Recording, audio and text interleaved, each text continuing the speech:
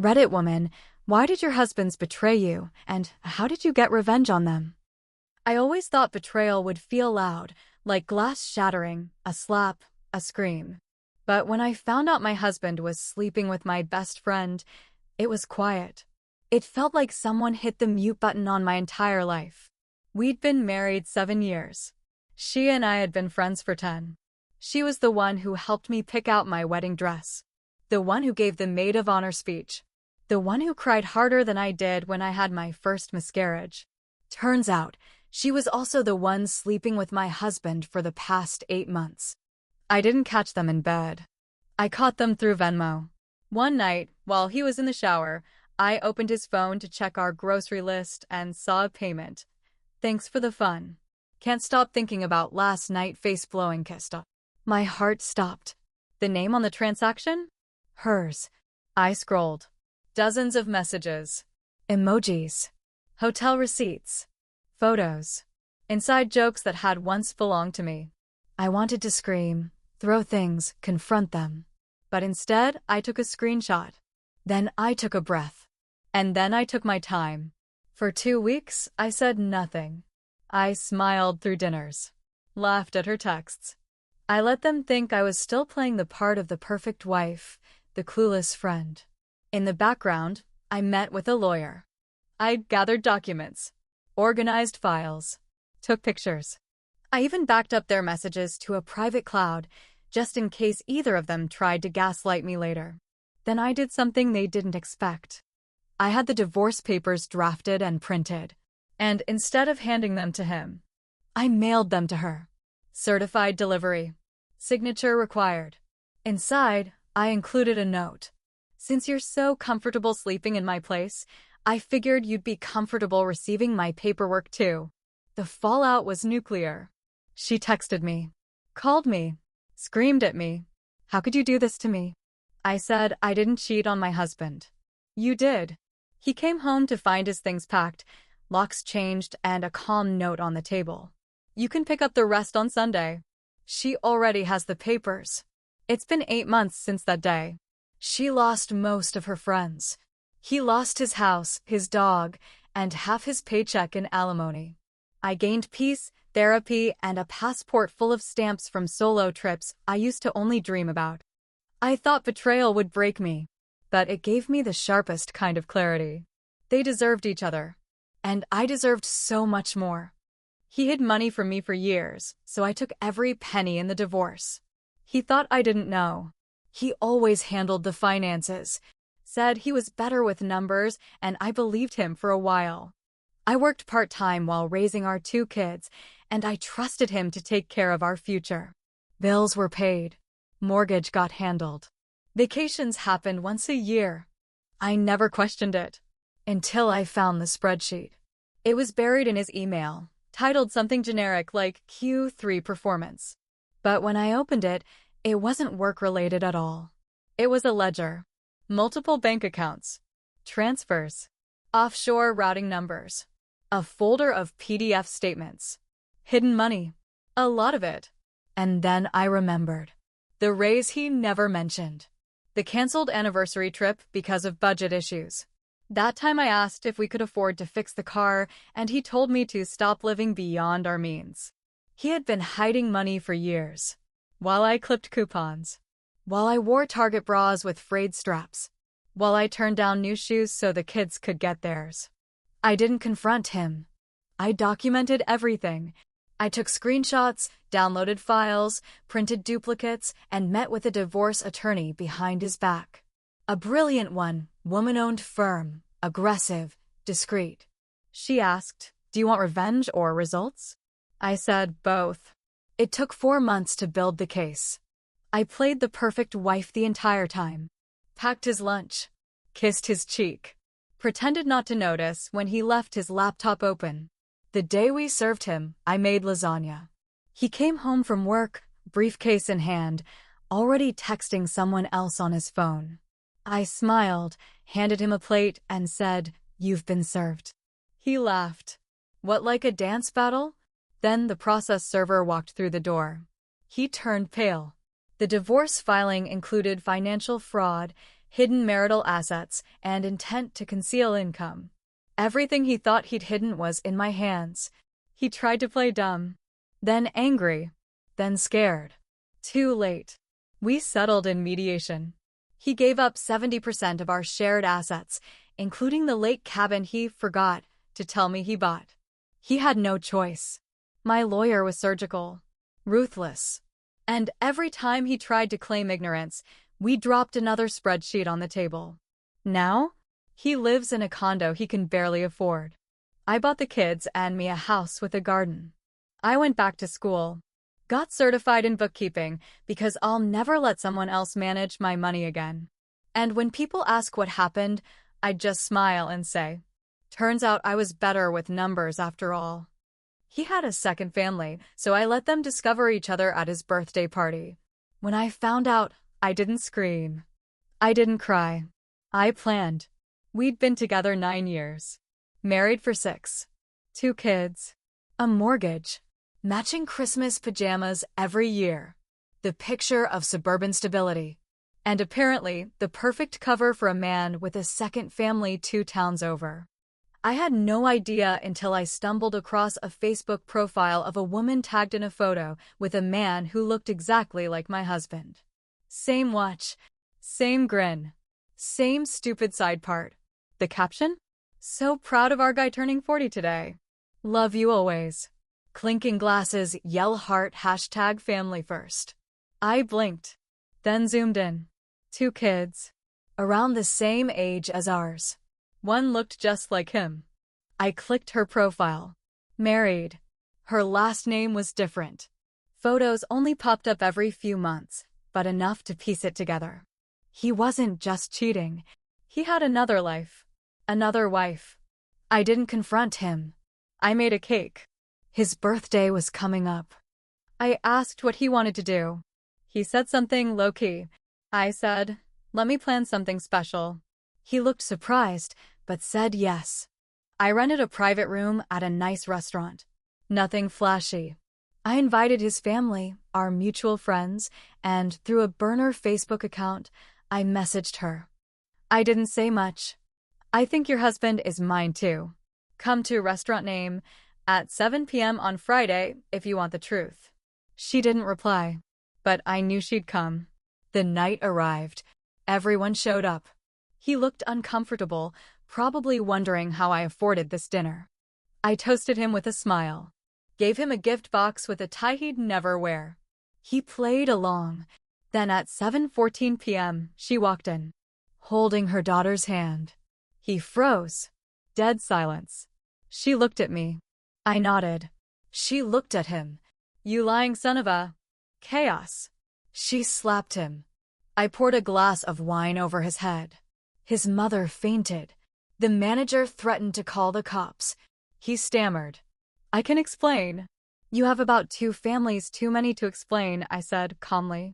But maybe she wants to hear your PowerPoint presentation too. She left. I followed. We talked in the parking lot. Compared timelines.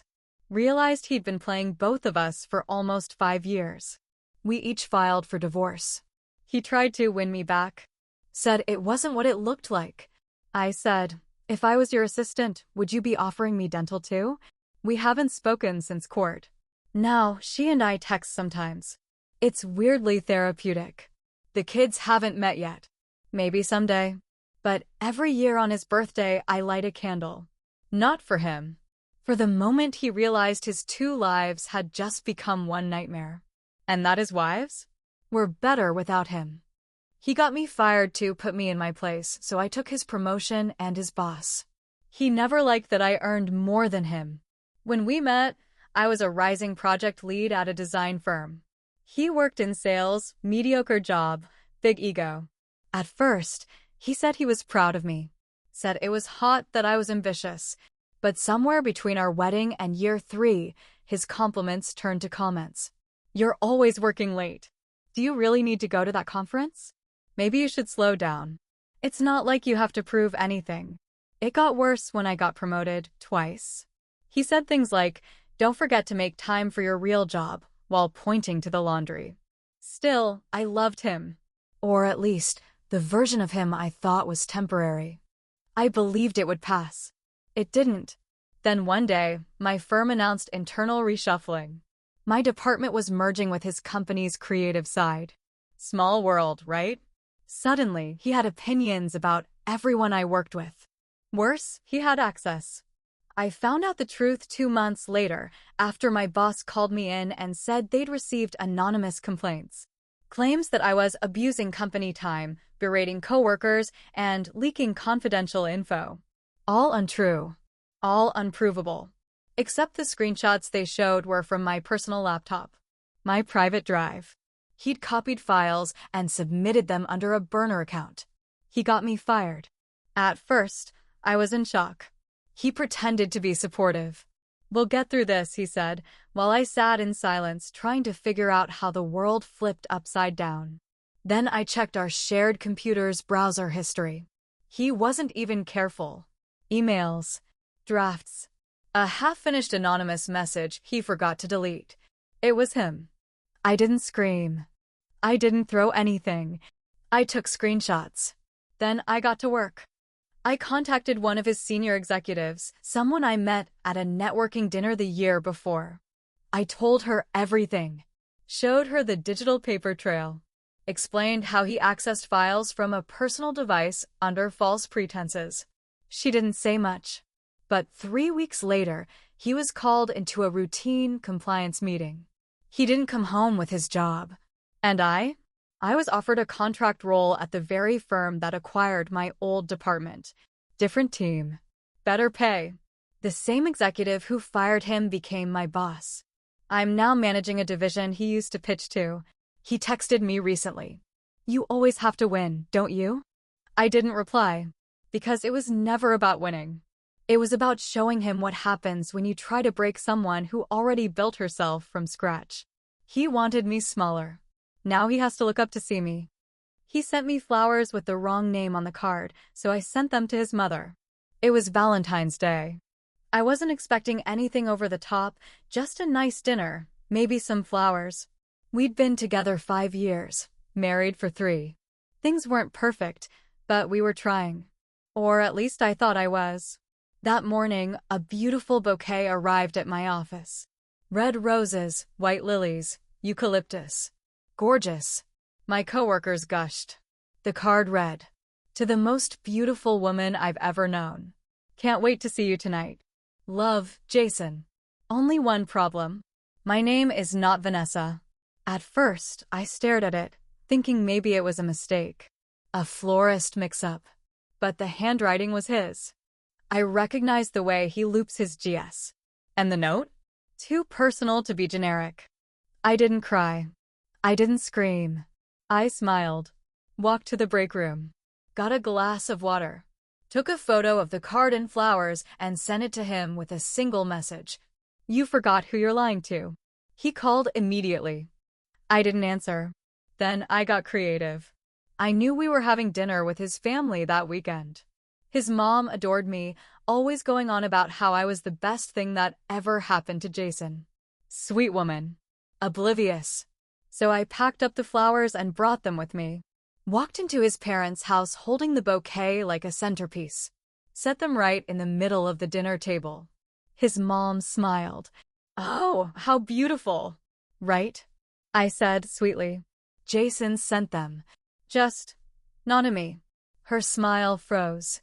He looked like he'd swallowed a fork. "Must have been a mix-up," he muttered. I pulled out the card and read it aloud. "To the most beautiful woman I've ever known. Vanessa." Dead silence. Then his mother said, "Jason, who the hell is Vanessa?" He stammered. Tried to say it was a joke. A prank. Said he didn't know how it happened. But his mom wasn't buying it. Neither was I. "I hope Vanessa appreciates stolen credit card points," I said. "Because that's the only kind of loyalty he has to offer." I left before dessert. The next day, I changed all the locks, froze our joint accounts, and filed for divorce. When he tried to sweet-talk me back, I said, "Save the flowers. I'm sure Vanessa likes lies gift-wrapped." Later, I found out Vanessa was a coworker. Engaged. She had no idea about me. I sent her the card, too. They broke up. I heard he got demoted not long after. Office gossip spreads fast when your secret Valentine gets exposed by both women in your life. Me? I started buying myself flowers every month, with a note that reads, "To the woman who never forgets her own worth." Because next time I get roses, they're coming from someone who remembers my name. He said I was lucky he didn't leave, so I left first, after erasing his credit. He liked to remind me I was replaceable. Not directly. That would have required honesty. No, he did it through backhanded compliments, long silences, and phrases like, "You're lucky I haven't left you. No one else would put up with you. Don't forget, I'm the reason we even have this house." We'd been married 5 years. In that time, I gave up my job to help him launch his business, cooked every meal, cleaned every room, managed his calendar, and smiled through every dinner party like the good little trophy wife he thought I should be. But inside, I was wilting. I tried to talk to him. Multiple times. I told him I felt invisible, dismissed, unappreciated. His response? "You're being dramatic. Again." So I stopped talking and started planning. What he didn't know was that while he was handling the finances, I was quietly studying them. I taught myself credit strategy, business tax law, and how to build or destroy a credit profile. I took a free online course in forensic accounting. I had time. I opened a separate bank account in my maiden name, built my credit back up from scratch, transferred my name off the house quietly using a lawyer I found through a women's finance group, sold my jewelry, the gifts he gave me to make up for the insults. Then I went into his business books. And what I found? Gold. He was underreporting income, mixing personal and business expenses, taking cash under the table while deducting thousands in consulting fees to a fake name his own. I made copies of everything. Then I waited for the right moment. That moment came the night he told me I was lucky he hadn't traded me in for someone younger. I smiled, left the room, and made 3 phone calls. My lawyer, the IRS tip line, the bank to initiate the final credit freeze on all accounts under our joint name. By the time he woke up the next morning, his accounts were flagged, his cards were frozen, and his business was under review. I left a note on the kitchen table. "You said I was lucky you stayed. Turns out you were lucky I did." I moved out that afternoon. He tried to retaliate, of course. Said I ruined him. But the IRS doesn't care about wounded egos, and banks don't lift freezes for men who yell into customer service lines. Me? I work for a tax fraud investigation firm now. Funny, right? I don't hate him, but I do hope every time he checks his credit score, he thinks of me. Because he treated me like a burden. And I left like a ghost, with the power to haunt every single thing he thought he built without me. He laughed when I found the messages, so I posted them to the family group chat. When I found the texts, I didn't even snoop. His phone lit up while he was in the shower. It was sitting face up on the nightstand, and a message preview popped up. "Last night was insane. I can still feel you." My heart dropped. I opened it. The full thread was worse. Months of texts. Late night plans. A contact saved as Jess, yoga, but not a single mention of stretching, unless it was horizontal. There were photos too, ones he told me he didn't like taking. Apparently, he just didn't like taking them with me. He came out of the bathroom, towel on his shoulders, humming. Saw his phone in my hand and smirked. "You done invading my privacy?" No guilt. No panic. Just annoyance. I asked, "Who's Jess?" He shrugged. "Just a friend." Don't go crazy on me. Crazy. That word. I'd heard it too many times. Whenever I asked why he stayed out late, why he never wanted to be intimate, why he flinched when I touched his phone. I didn't cry. I didn't scream. I nodded and said, "Okay." He went to work the next morning like nothing happened. I stayed home and made my move. I took screenshots of everything, from "miss your mouth" to "you're the only thing keeping me sane." I created a neat little album. Then I opened WhatsApp and found the group chat titled Fam 2 Hearts, his parents, his 2 sisters, his cousins, even an aunt or 2. They loved me. Always said I was too good for him. Time to give them proof. I dropped every screenshot into the chat with a message that read, "Since Jess is part of the family now, I figured you all should get to know her too." Then I muted the group and waited. It exploded. My phone buzzed nonstop. Calls. Messages. One from his mom. "Sweetheart, I'm so sorry. We had no idea." His sister? "He's disgusting. I'll handle him." Even his aunt sent a message. "You want help burning his clothes?" He came home around 6 p.m. I was calmly sipping wine on the couch. "You sent what to my family?" I blinked. "Just the truth.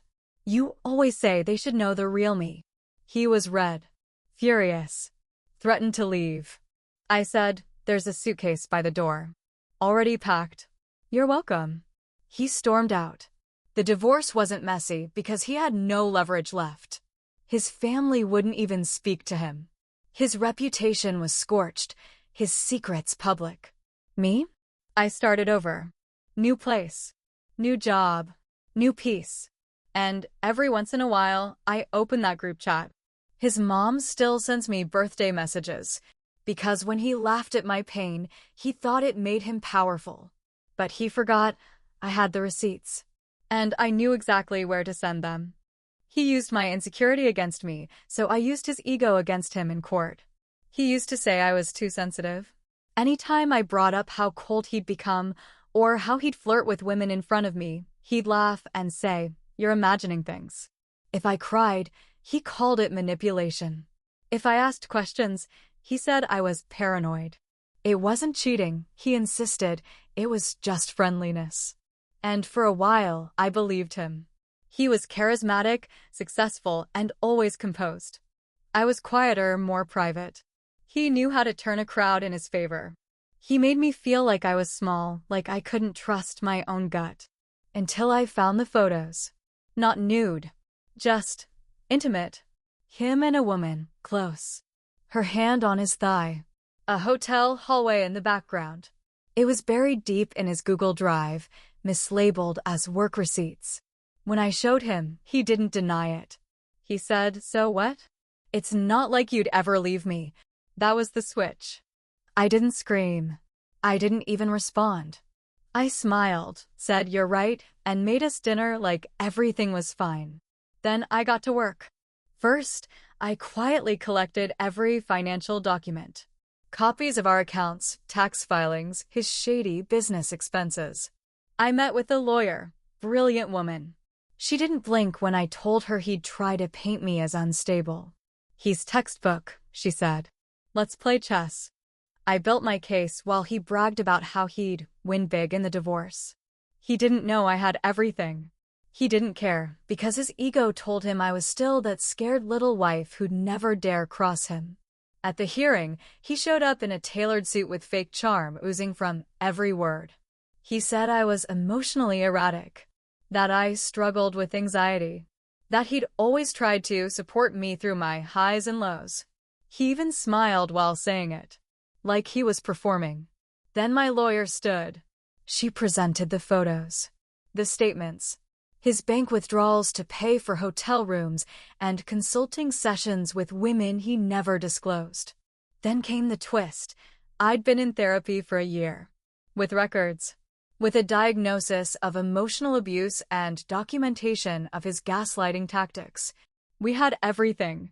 The judge was unimpressed with his smirk. Her ruling? I kept the house.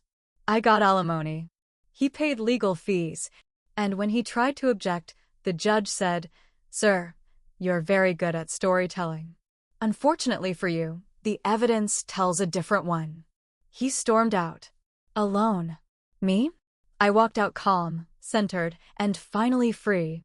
He used my insecurity as a weapon. But I turned his ego into a boomerang. And I watched it hit him square in the face. He made me feel invisible, so I became someone the world couldn't ignore. He didn't scream at me. He didn't hit me. He just slowly erased me. It was death by 1,000 dismissals. I'd speak at dinner, and he'd talk over me. I'd wear a new outfit, and he'd scroll through his phone. I'd show him my art, my actual passion, and he'd glance for 2 seconds and say, "That's nice." We were married for 6 years. 6 years of being his side character. The cute little wife who planned the dinners and supported his career and made sure he always looked good at work functions. The wife who sat in silence when he introduced her as not really into the business world. I started to believe it. Stopped painting. Stopped posting. Stopped trying. Then came the moment that changed everything. A friend begged me to submit a piece for a local art show. I hadn't created anything in over a year.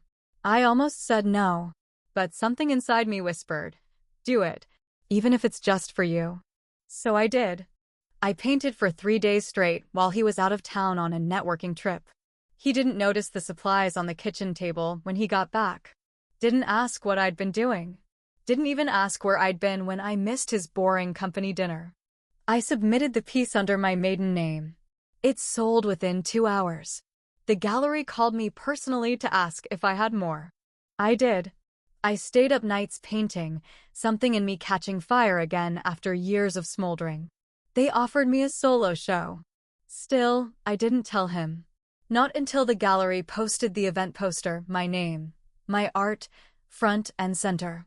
His coworker's wife saw it and sent him the link. He came home that night and said, "You're painting again?" I nodded. "Why didn't you tell me?" I looked him dead in the eyes and said, "Because you never really saw me." He said I was being dramatic. Said I'd embarrass myself. Said it was a cute hobby, but let's not pretend this is serious. So I invited him to the opening. He didn't show. But the press did. A local reporter wrote a feature. Called me a fresh voice with a bold message. The gallery asked to extend the run. I got offers for prints, commissions, even an online interview. Suddenly, I wasn't just seen. I was recognized. I moved out a month later. No affair. No dramatic fight. Just a quiet note on the kitchen counter that read, "I was invisible in this house. But now the world sees me, and so do I." I signed it with my full name. He told people I had a breakdown. I told them I had a breakthrough. And now, every time someone hangs one of my pieces on their wall, I smile. Because I spent years being small for a man who couldn't handle my light. Now, I let it blind. He thought I'd never leave until he came home to an empty house and a lawyer. He said it so often, it became background noise. "You wouldn't survive without me. No one else would put up with you. You don't have the guts to leave." He said it like it was truth. Like it was fact written in stone. And for a while, I believed him. We weren't miserable, not exactly. Just stale. Distant.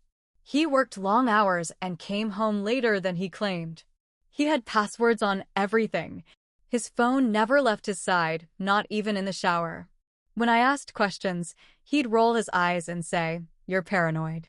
It wasn't just the suspected cheating. It was how he made me feel every day, like I was lucky just to be tolerated. Like I should be grateful he still came home at all. He didn't hit me. He didn't scream. But he chipped away at me. With silence. With arrogance. With the kind of passive cruelty that makes you doubt your own worth, day by day. But here's what he didn't see. I was watching. I was remembering. And I was preparing. I opened a separate bank account. Quietly started freelance work again under a different name. Built credit. Got a post office box. Rented a storage unit. Stashed documents, valuables, photos. It took 6 months. The night before I left, he walked in reeking of cologne I didn't wear. Tossed his keys on the counter and muttered, "What's for dinner?" I smiled and said, "You'll figure it out." The next morning, while he was at work, I moved everything. My clothes. My photos. My passport. The good dishes. The important things. I left the furniture. The wedding album. His TV. On the kitchen table, I left an envelope. Inside. Divorce papers. A list of the accounts I was removing my name from. And a letter. It read, "You said I wouldn't survive without you. You were wrong." I just didn't want to waste my freedom proving it. When he came home that night, the house echoed. Empty walls. Empty rooms. Empty consequences. He called, screamed, said I blindsided him. But I hadn't. He just never thought I'd actually follow through. And once I did, he had nothing to say in court. I had the paperwork, the timeline, the evidence. He looked small at that table, just a man who thought he was untouchable until the woman he underestimated turned invisible, and then powerful. Now I live in a quiet apartment with plants on the windowsill and a life that is 100% mine. He used to say, "You'll never find better." I didn't. I became better. And that's the part that hurts him the most. Women, share your life stories about your husbands in the comments.